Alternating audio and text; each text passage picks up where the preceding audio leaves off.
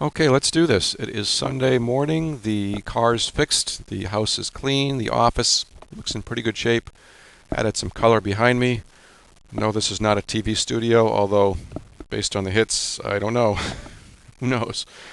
Let's not go there. I don't know how I'm going to fit everything into 10 minutes, so I'm just going to have right at it. Um, I mentioned on Friday I wanted to talk about a conversation I had with an individual last week who was pretty adamant that it was impossible to make money from trading, and we'll get to that in a few minutes. In the meantime, a request if you are new to this diary. I know I'm getting several comments, several questions recently, or have gotten them in terms of asking what my strategy is, what my methodology is, how I view certain things. Um, and I take this with all due respect. First of all, I love the dialogue. We'll keep doing that. But most traders are lazy. Okay? There are 400 some posts, diary entries in this diary. There's a search engine in the top left-hand side, and I'm smiling as I say this.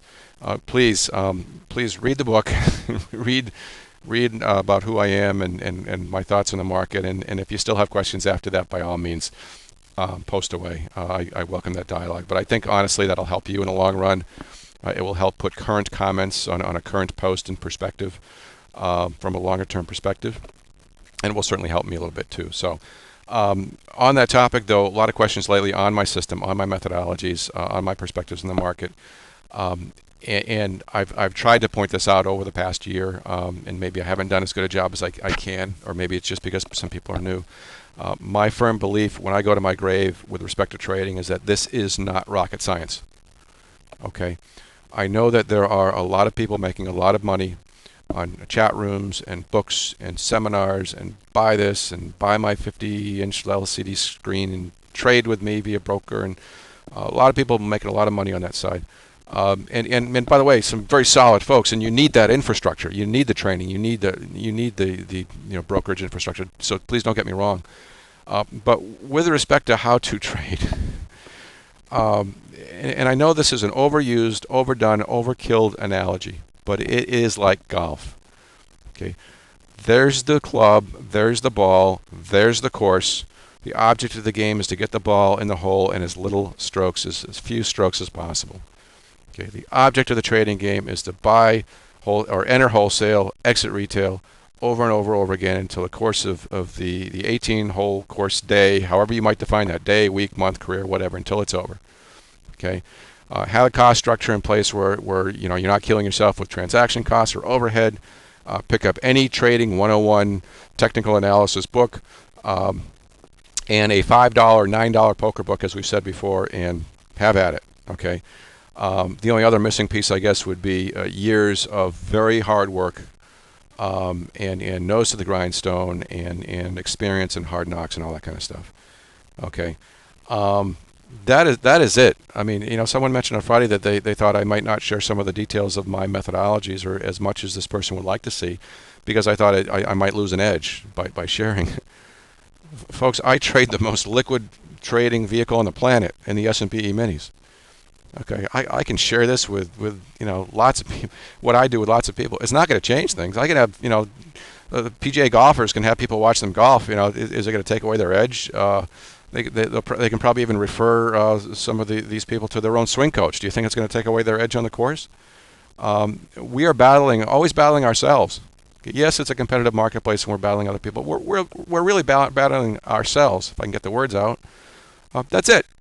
That is it. So if you want to buy all the stuff out there, and a long time ago, I was kind of there. You got to see what's out there before you finally recognize that it's all within, right? That's my view in the marketplace. You enter wholesale, you exit retail over and over again. You have a cost structure in place that allows you to do that, and you control yourself. You control your emotions. You put the brakes on. You hit the gas when you need to, and that is it. Okay. There's no secret to what I do. Okay. Anyway, enough about that. Conversation I had with an individual this week I thought was quite interesting. I shared my email response, my initial response in the comments section earlier in the week that you may want to go back to. But I also told this person I wanted to talk to him because I saw how convinced he was that nobody could make money. And also I could relate to him because I thought he was asking actually a lot of good questions. I thought he made several points which were on target. And most people know that I've been long outspoken in this industry, and I've taken some heat for it, and I'll continue to take some heat for it because I do see too many people out there. I mean, you can just look to that Miller versus Behrens and Kramer piece. Again, that's in the lower left-hand link, as an example. I know that there's a lot of garbage in this industry. Okay, there's a lot of good, but there's a lot of garbage, and I'll call people on it. Okay, and I think people have a right to ask me, and even with what I'm doing by sharing a very private diary, I think people have the right to know who I am. Okay, and so I call this guy, and as I've done with other people, I gave him my broker's name. I said, if you have any questions, call this guy. And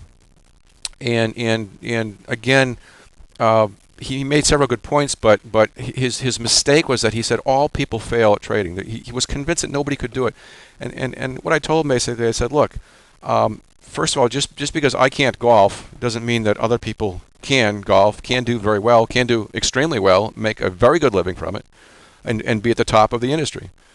Okay. In terms of all people failing, picture especially in the futures market, everybody's sitting around a virtual table with chips. Okay, yes, those chips are going to disappear from most people, but they have to go somewhere. It's a statistical fact. Okay, even after slippage, brokers costs, all that kind of stuff, those chips have to go somewhere. All right, they're going to go to the few that have figured this business out, that have persevered, have done what most people can't do, have worked their ass off for years to get to a point where they finally understand this in a way that no one else can. Okay, that's what this business is all about. And I told him, I said, yes, I happen to be fortunate enough for whatever reason to be in that minority, and I've got protective mechanisms in place that will ensure that I don't give it all back. I know I took a little bit of heat, not heat really, but some people questioned my putting this stop in on the last couple of years of earnings a couple of weeks ago when I felt I saw some signs in my trading I didn't really care to. I firmly believe that the end of this year and 2 and 3 years from now, I will look back at that decision as one of the best decisions I ever made. Because as this gentleman pointed out, most people will give back what they make. Okay, it is a fact. We saw that with the internet bubble millionaires. We've seen that with other people. It is a fact in gambling and trading, which is not gambling. Okay, most people cannot control themselves. I was slipping.